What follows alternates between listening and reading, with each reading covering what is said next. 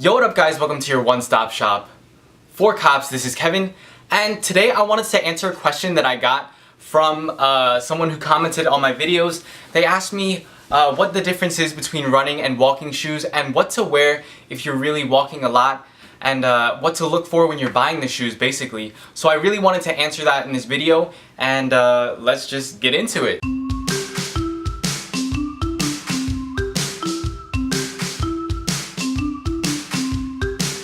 So first I'm going to do a comparison between walking and running shoes, and then I'm going to get into the specifics of why you should choose one over the other. So that's how it's going to go. So running shoes, they're made to log a lot of miles because obviously, like runners, they go longer distances in shorter amounts of time.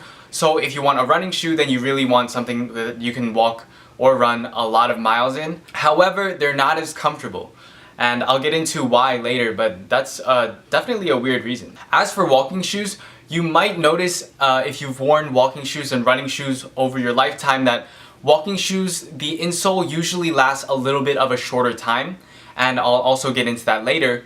But that being said, it's also a lot more comfortable of an insole. You might be asking why a running shoe insole would last longer than a walking shoe insole, and that's actually because so basically a walking shoe, they both have insoles, right? And so I took this from a running shoe, and the insole compresses in a different amount.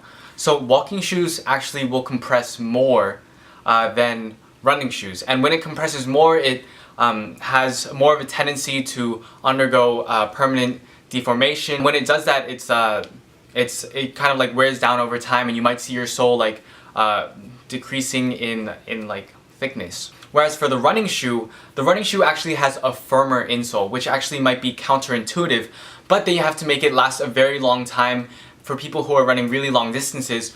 So they have to have a firmer insole that lasts for a very long time, even if it's slightly less comfortable, because it has to be that way in the sake of durability.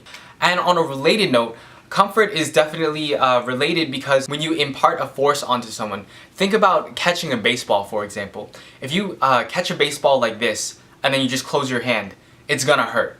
But if you kind of like take the blow by like catching it and pulling back a little bit, then you lengthen the time that the force is imparted, that the momentum is imparted on your hand. I'm sort of an engineer, but I don't sound like one right now. It feels more comfortable because you are reducing the impact and you're making it go over a longer period of time.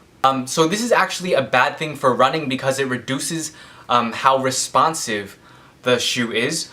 Basically, responsivity and comfortability are kind of on the two sides of the spectrum. So if you're comfortable, then it'll like kind of take a long time for it to compress. Whereas if you're responsive, it'll give you that energy back, which is definitely necessary for running, but it also makes it a little bit less comfortable. So ultimately, what is my recommendation?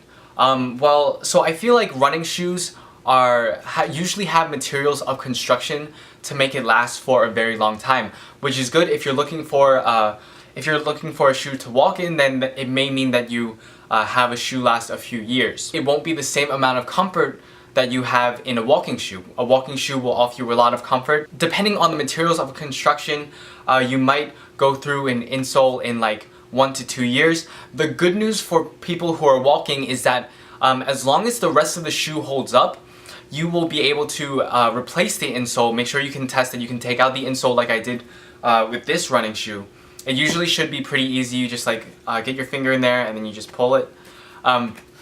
But as long as you can remove the insole and replace it, you can use that walking shoe by replacing the insole as long as it still looks good and it's still holding up.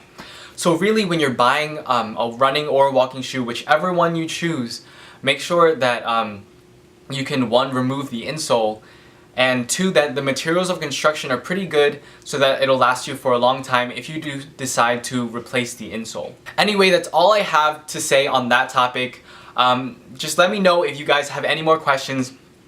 I am so thankful for this person who asked me about the difference between running and walking shoes. I know that so many of us are up on our feet for so many parts of the day, and it's really taxing, and it's really important to know about what shoes can help you stay comfortable while at the same time lasting a long time and being responsive. I hope I answered your question.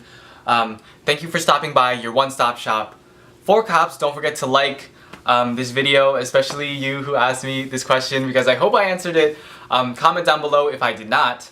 And don't forget to subscribe to this channel if you want more shoe-related news and facts and my knowledge that I've gained. Yeah, see ya.